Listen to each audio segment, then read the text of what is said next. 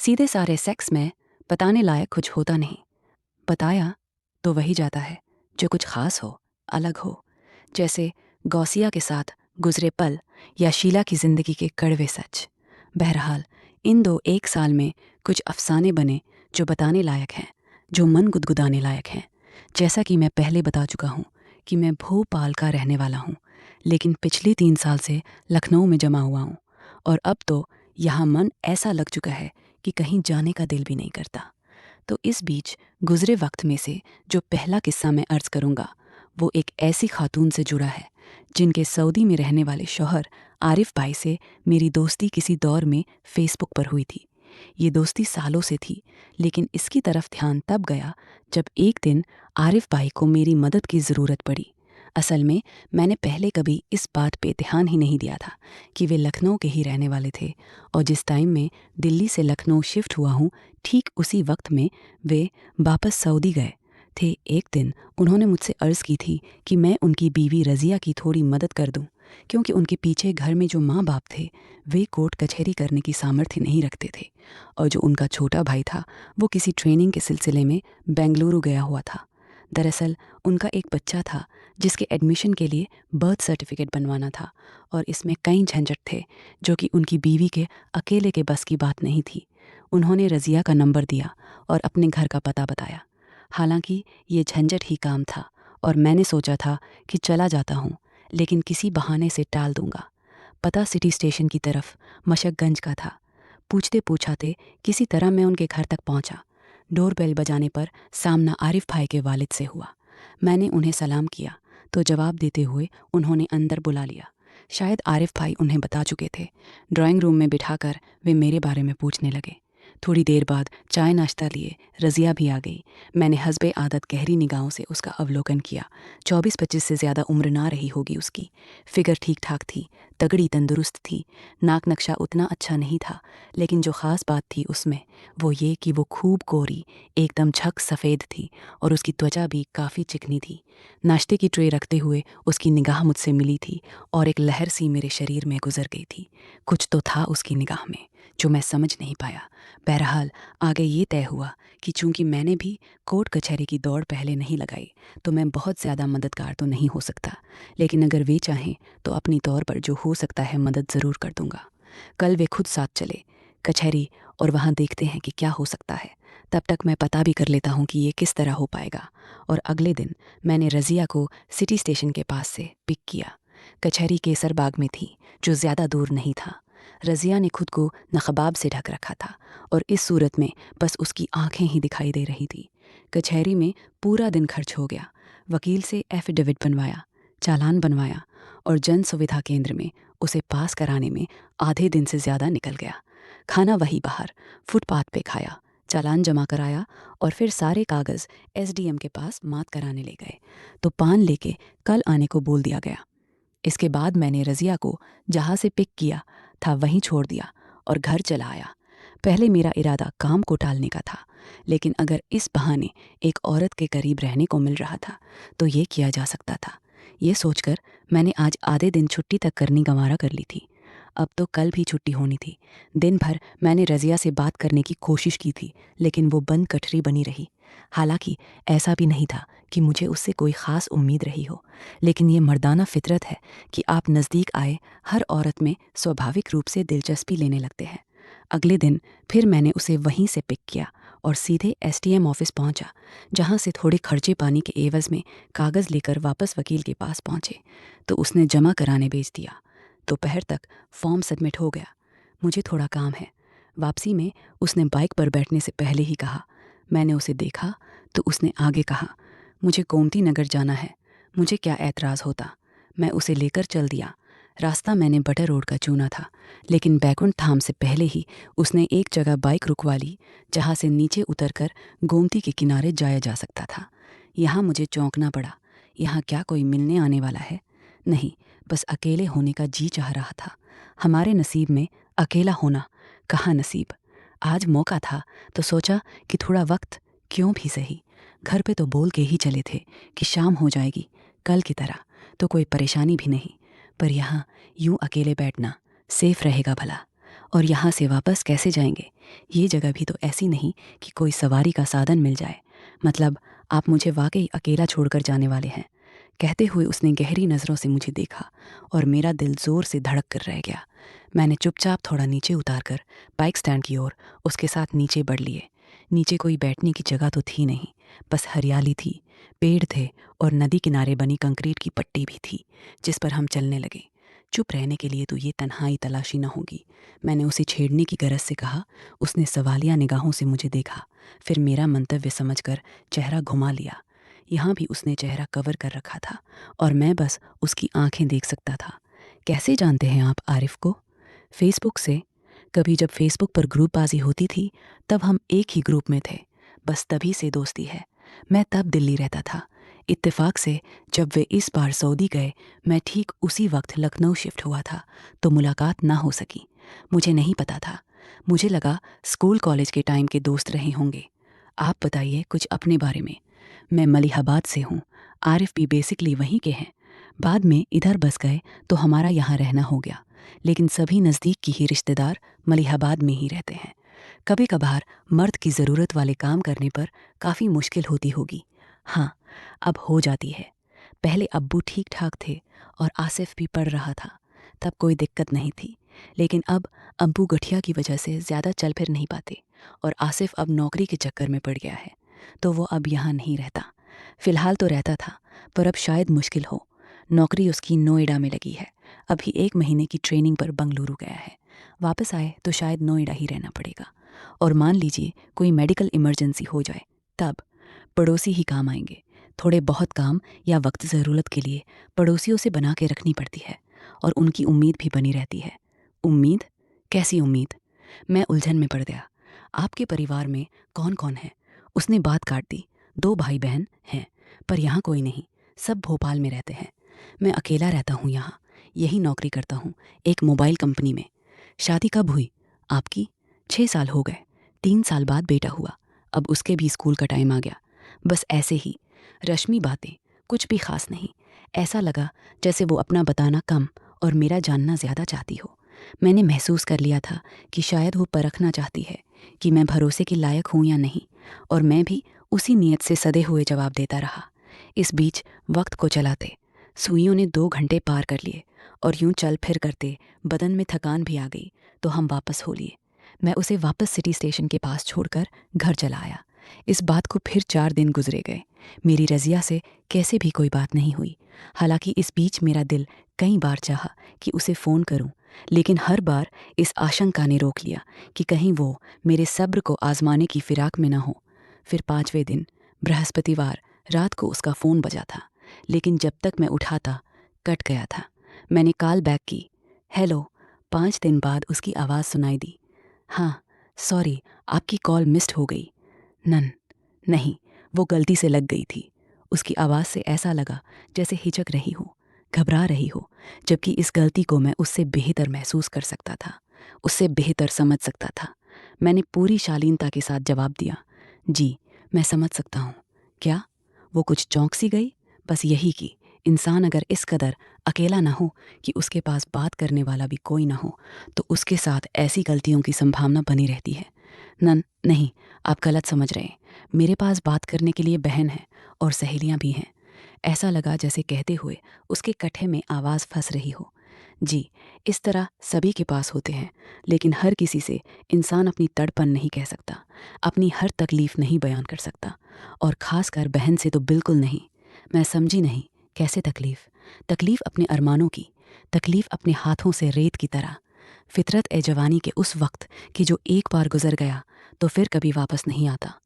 इस बार उससे कुछ बोलते ना बना। ऐसा नहीं कि मैं समझ नहीं सकता कि आप किस ज़हनी कशमकश के दौर से गुजर रही हैं। आप कहना भी चाहते हैं, लेकिन आपकी तहजीब और आपके संस्कार आपको रोक भी रहे। मैं फिर भी समझ सकता हूँ कि उस औरत के दिल पर क्या गुजरती है जिसका पति उसे राशन की तरह मिलता हो, 2-3 साल में एक बार, कुछ मुख्तसर वक्त के लिए। ऐसी बात नहीं, वो एकदम बुझे और हल्के स्वर में बोली, जैसे खुद से हार रही हो। मैं हिरी बात होती है आरिफ से, मिस्र, सोनी, चीनी, रशियन क्रंच, अमेरिकन, कोई बची नहीं है भाई से। हर वीक विजिट करते हैं, लेकिन आपका क्या? आपको सब्र ही करना है। ऐसा नहीं है कि ये कोई अकेले आपकी समस्या है जो आप छुपा लेंगी या मुझे बातों से बहला देंगी। ये उन सारी औरतों का दर्द है जिनके शौहर विदेश में कहीं पैसे कमाने में खपे हुए हैं। उनकी बीवियां यहाँ खुद को सब्र के पहाड़ के तले दबाए दिन गिनती रहती हैं। वे नहीं रोक पाती खुद को ऐसे हर मकाम पे जहाँ नौकरियों के लिए लोग जाते हैं। उनकी जिस्म की ज़रूरतों के मद्देनज़र इंतज़ामत रहते ही हैं, लेकिन पीछे औरतों के लिए कोई इंतज़ाम नहीं। उनकी ज़रूरतों को समझता ही कौन है, ध्यान देता ही कौन है। उससे यही उम्मीद रहती है कि वो अपने जज्बात को दफन कर ले, अपनी जवानी की गर्माहट से भरपूर वजूद को बर्फ़ की सिलहे बना ले और अपनी उम्र के सबसे सुनहरी दौर को यूं ही गुजर जाने दे। प्लीज़ चुप हो जाइए। उसने दबाने की कोशिश की, लेकिन उसकी आवाज़ ने उसकी सिसकी जाहिर कर दी। डरिए मत, झिझकिए मत, मेरे सीने में बड़े बड़े राज दफन हैं। जो कहना चाहती हैं खुल के कहिए। आप बेशक मुझे अपना वो दोस्त समझ सकती हैं जिससे आप पूरी सेफ्टी के साथ जैसी चाहें बात कर सकती हैं। मैं नहीं समझ पाती मुझे क्या बात करनी चाहिए। मुझे लगा वो मुझ पर भरोसा कर रही है। कोई बात नहीं, चलिए नहीं बात करता हूँ, आप बस जवाब देते रहिए। ठीक है, ठीक है, उसने समर्पण कर दिया। अच्छा बताइए, शादी से पहले कभी सेक्स किया था क्या आपने, या सीधे शादी के बाद ही शुरुआत हुई? पर वो चुप रह गई। आप शायद इसलिए चुप है कि ये आपकी ज़िंदगी से जुड़ा सीक्रेट है और किसी अजनबी के सामने इस बारे में बात करना आपको ठीक नहीं लग रहा। लेकिन यकीन कीजिए, मुझे आपको कभी भी कैसे भी ब्लैकमेल करने में दिलचस्पी नहीं। और दूसरे, मैं आपको अपना कोई राज पहले बता देता हूँ जिससे आप मुझ पर यकीन कर सकें। कैसा राज? लेकिन वो बाद की बात थी। फिलहाल जैसे तैसे उसे यकीन हो पाया कि मैं उसके राज को राज ही रखूंगा, तब आगे बात करने पर राजी हुई। मेरा पिछला सवाल अभी अधूरा है भाभी जान। कौन सा सवाल? शादी से पहली सेक्स वाला। हाँ, किया था। मैं जिस तरह के माहौल में रही थी वहाँ इससे बच पाना मुश्किल था, और मुझे इस बात का डर भी था कि ये बात मेरे शादीशुदा जीवन पर पता नहीं क्या असर डालेगी। मैं समझ सकता हूँ, ये और ज़्यादा तकलीफ़ पैदा करने वाली बात हुई कि जिस मज़े से आप अनजान नहीं थी और शायद आदी थी, वो आपको यूं किश्तों में मिल पा रहा है।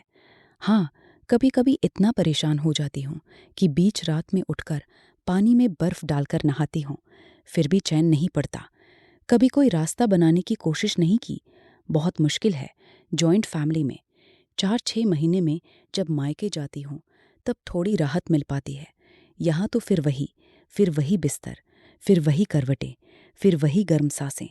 कैसे समझाऊँ, किसे समझाऊँ कि जब मर्द पास नहीं होता तो कैसा महसूस होता है उसकी जवान बीवी को। बहुत सी औरतें इसका इलाज ढूंढ लेती हैं, आप भी ढूंढ लीजिए। इसके सिवा और कोई रास्ता नहीं। धीरे धीरे जो जवानियां आरिफ मियाँ के पीछे फूंक डालें वो फिर कभी वापस नहीं आनी।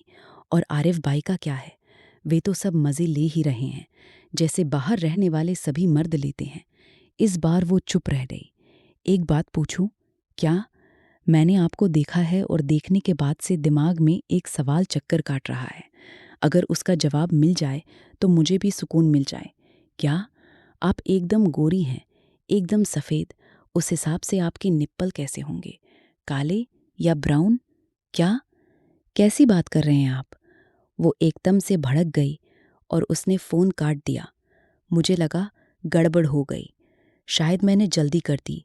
मुझे अपनी जल्दबाजी पे अफसोस होने लगा और सॉरी बोलने के लिए मैंने वापस फ़ोन किया, लेकिन उसने उठाया ही नहीं। तो व्हाट्सएप पे ही सॉरी बोल के अपनी ग्लानि जाहिर की और अपनी हार का गम मनाता सो गया। सुबह उठा तो उसका मैसेज पड़ा था जो उसने 3 बजे किया था। ब्राउन। मेरे दोस्त की बीवी मेरे उसके निप्पल का कलर पूछने पर नाराज़ हो गई थी, लेकिन रात के 3 बजे, दादा के 3 बजे, उसने व्हाट्सएप पर ब्राउन के रूप में कलर लिख भेजा था, जिसे पढ़कर मेरा स्ट्रेस ज़्यादा रहा था। और नीचे मैंने बस इतना लिख दिया था कि मुझे भी यही लगा था। बहरहाल ये पहली बाधा थी जो उसने सफलतापूर्वक पार कर ली थी, और मैं आज के लिए इतने पर ही खुश था। दिन गुजर गया।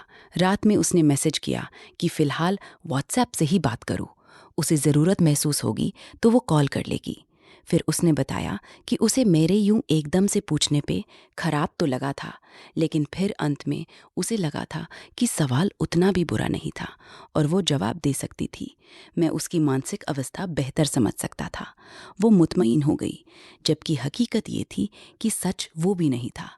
मेरी नज़र में सच की ज़रूरत भी उसे नहीं थी। वो निश्चिंत हो गई तो उसे बातचीत की पटरी पर लाना आसान हो गया। मैं रात 2 बजे तक उसे अपनी निजी ज़िंदगी के बारे बताता रहा, खासकर उन बातों को जो सेक्स से जुड़ी थी, जिनमें अंतरंगता भी थी और अश्लीलता भी थी। उसकी दिमागी रोग को डिस्टर्ब न करने के उद्देश्य से मैंने उसका कुछ भी नहीं पूछा और बस सहज भाव से अपनी ही बताता रहा।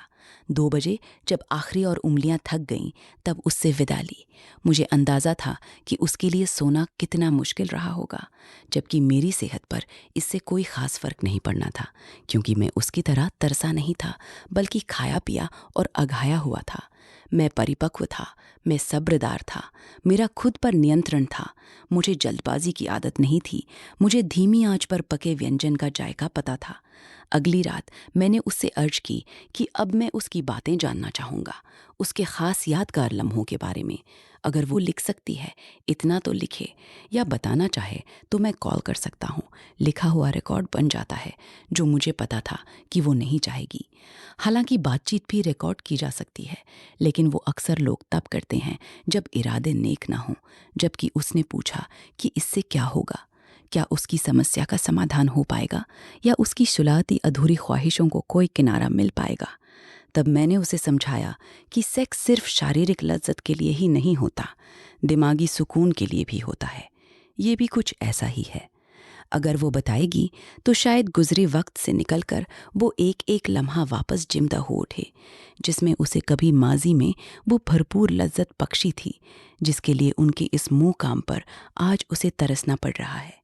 और ये उसके लिए कम संतुष्टि की बात नहीं होगी। ये अपने अंतरंग पलों को किसी और के बहाने वापस जिमने जैसा अनुभव देगा, जिसकी उसे इस वक्त सख्त ज़रूरत है। वो सोचने पड़ गई। फिर इतना ही पूछ पाई कि क्या ये गलत नहीं होगा। मैंने समझाया कि वो गलत होगा। भला सेक्स को क्यों हम एक टेबू मानकर करते हैं? क्या ये हमारे जीवन से जुड़ा सबसे अहम घटक नहीं? पुरुष के समाज ने इसे टेबू बनाया हुआ है और बावजूद इसके धड़ाधड़ आबादी बढ़ा रहा है, और 100 में से 90 लोग इन समाजों में यौन कुंठित और दुखी ही पाए जाते हैं। मेरी बातों का उस पे सकारात्मक असर पड़ा और वो इस बारे में बात करने के लिए तैयार हो गई।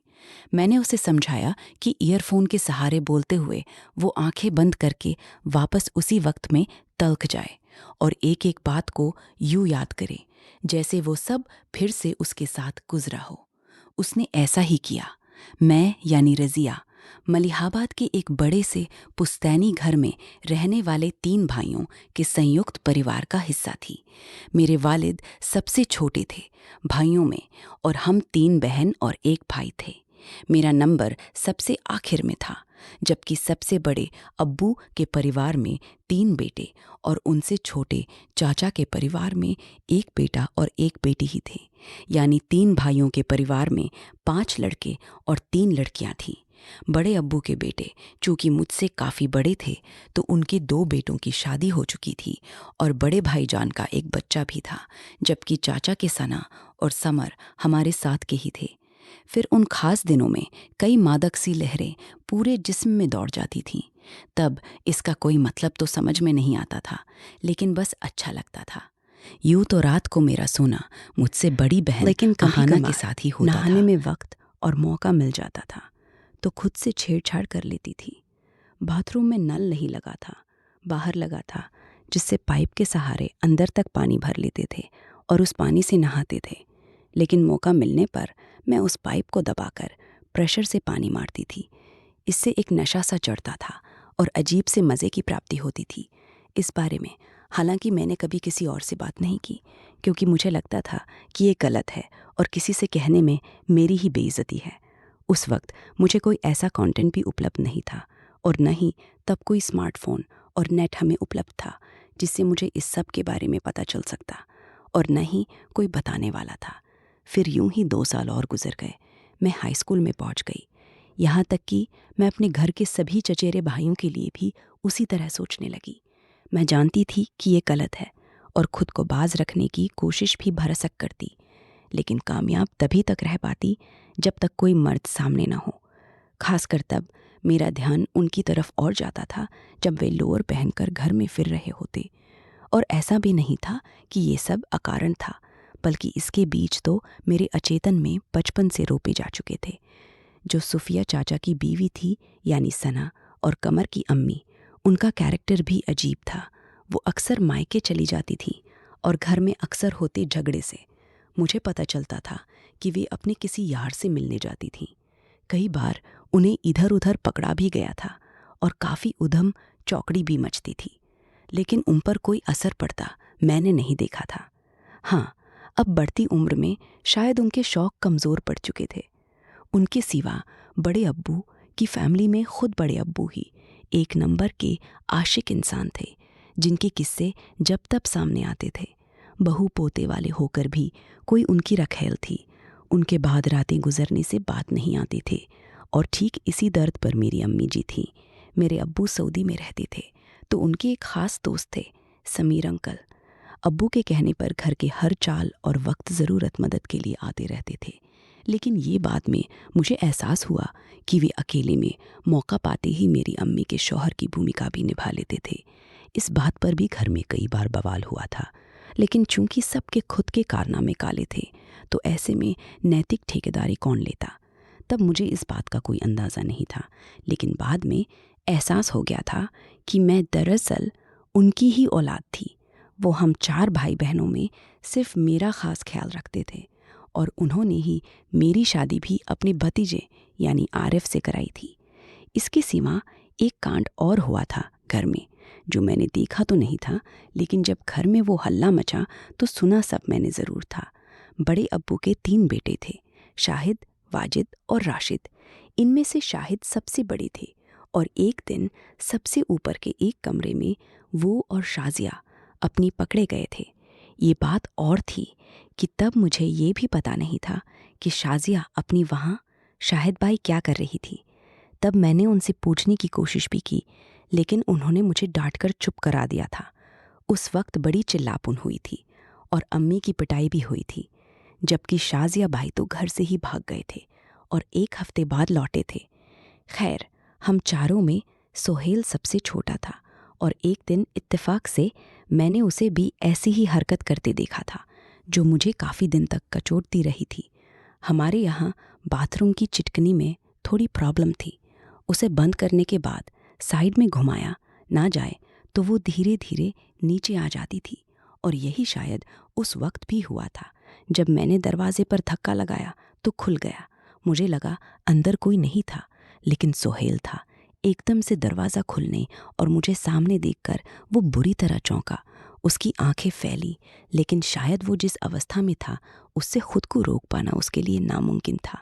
ये क्या है, तुम जाओ, तुम बाहर जाओ, वो ऐसे यातनात्मक स्वर में बोला कि मुझे लगा वो बस अभी रो ही देगा। तुम ठीक तो हो, तुम्हें कुछ हुआ तो नहीं? मैंने चिंचलक स्वर में कहा। नहीं, उसने रुआं से होकर कहा। मैंने न चाहते हुए भी खुद को बाथरूम से बाहर कर लिया, और उसने उठकर दरवाज़ा बंद कर लिया, और फिर मैंने देखते देखते निकलकर बिना कोई जवाब दिए भाग खड़ा हुआ। इस बात का जिक्र मैंने अहाना से किया तो उसने मुस्कुराकर टाल दिया कि उसे इस बारे में नहीं पता था, लेकिन उसकी मुस्कुराहट कहती थी कि उसे सब कुछ पता था। बाद में मैंने सोहेल से फिर पूछा था, लेकिन उसने फिर कोई जवाब नहीं दिया था। बहरहाल बात आई गई हो गई। फिर एक दिन बारिश के मौसम में कहानी जारी रही।